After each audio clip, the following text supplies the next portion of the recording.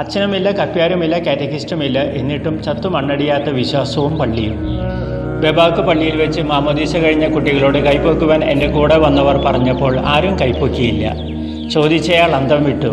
മാമോദീസ പോലും കഴിയാത്തവരാണോ ഈ പള്ളിയിൽ വരുന്ന കുട്ടികൾ? പിന്നെ പതിയെ ഒരു സ്വരം ഉയർന്നു വന്നു. അവർക്ക് ഒരു കുർബാന ലഭിച്ചിട്ട് തന്നെ 2 വർഷത്തിൽ കൂടുതലായെന്ന്. എന്നുവെച്ചാൽ ഒരച്ഛൻ അവിടെ വന്നത് വലിയൊരു ഇടവേളയ്ക്ക് ശേഷമാണെന്ന്. കഴിഞ്ഞ ഞായറാഴ്ചയിലെ 1 വർഷം ഒരു കുർബാനയ്ക്കായി കാത്തിരുന്ന അനൂറാനു പള്ളിയുടെ അവസ്ഥ എത്രയോ നല്ലത്. സത്യത്തിൽ ആശ്ചര്യം തോന്നി. ഉണ്ണിച്ചോടെ പിറവി തിരുനാളിന് ഇനി ഒരാഴ്ച കൂടിയേ ഉള്ളൂ. പുതുതായി ലഭിച്ച 5 പള്ളികളിൽ 2 കൂടി കണ്ട് സ്വന്തമാക്കാനുണ്ടായിരുന്നു. ചിർവീഹി നദിയോട് ചേർന്ന് കിടക്കുന്ന ബെബാക്കുവും ബെപ്പേഹയും.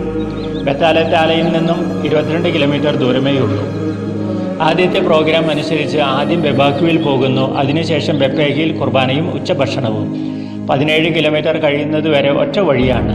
അവിടെ വിജനമായൊരു ജംഗ്ഷനിൽ ബെബാക്കുവിലെ കാറ്റക്കിസ്റ്റ് വാൽനക്ഷത്രം പോലെ കാത്തു നിന്നിരുന്നു, വീണ്ടും ഞങ്ങളെ വഴി നയിക്കുവാൻ. അദ്ദേഹം മസ്കാപ്പിയിലാണ് താമസിക്കുന്നത്. അദ്ദേഹം പറഞ്ഞു, ബെബാക്കിലേക്കുള്ള വഴി വളരെ മോശം.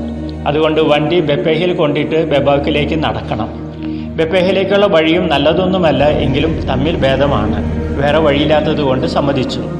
1 വർഷമായി അച്ഛനെ കാത്തിരുന്ന അനൂറാനു ഗ്രാമത്തെ ഓർത്തപ്പോൾ ദുർഘടങ്ങൾ മാഞ്ഞുപോയി. ഞങ്ങൾ ബെപ്പേഹയിലെത്തി. ബെപ്പേഹയിൽ നിന്നും ബെബാക്കിലേക്കുള്ള യാത്രയിൽ വീണ്ടും വഴികാട്ടിയായി ഒരു റാഫേൽ മാലാഖിയെ ലഭിച്ചു. ദൊഫേൻ എന്നാണ് അദ്ദേഹത്തിൻ്റെ പേർ. പാടത്തുകൂടിയാണ് യാത്ര. 45 മിനിറ്റ് കൊണ്ട് ഞങ്ങൾ ബെബാക്ക് ഗ്രാമത്തിലെത്തി. പള്ളിയിൽ കുറച്ചു പേർ കാത്തിരിക്കുന്നുണ്ട്. കുഞ്ഞുങ്ങളാണ് അധികവും. ഗ്രാമത്തിന് പുറത്ത് ചെറിയൊരു പള്ളി, എണ്ണത്തിൽ കുറഞ്ഞ കുഞ്ഞാടുകൾ.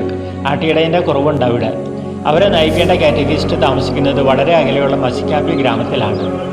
നഗരി കാണിക്കൽ പോലെ കുട്ടികൾ എന്നെ അവരുടെ ഗ്രാമം കാണിക്കാൻ കൊണ്ടുപോയി. അതുവഴി അവരുടെ നാട്ടിൽ വർഷങ്ങൾക്ക് ശേഷം ഒരു അച്ഛനെത്തിയ വിശേഷം പള്ളിയിൽ വരാത്തവരും അറിഞ്ഞു. ഈശോയ്ക്ക് വഴിയൊരുക്കുവാൻ വന്ന വിശുദ്ധ സ്നാപക യോഹന്നാനെ കുറിച്ചുള്ള വായനയായിരുന്നു ഞായറാഴ്ചയിലെ സുവിശേഷം. ഇന്നത്തെ യോഹന്നാന്മാർ നാം ഓരോരുത്തരുമാണെന്ന് സഭ ഓർമ്മിപ്പിക്കുകയും ചെയ്യുന്നുണ്ട്. അറിയാതെ തന്നെ അതിലൊരു ഭാഗഭാക്കാകുവാൻ ഈശോ ഈ ക്രിസ്മസ് കാലത്ത് ഞങ്ങളെയും അനുഗ്രഹിച്ചു. ഉണ്ണീശോയുടെ പിറവി തിരുനാളിൻ്റെ പ്രത്യാശയും സമാധാനവും സന്തോഷവും എല്ലാവർക്കും നേർന്നുകൊണ്ട് മഡഗാസ്കറിൽ നിന്നും ഫാദർ ജോൺസൺ തളിയത്ത്.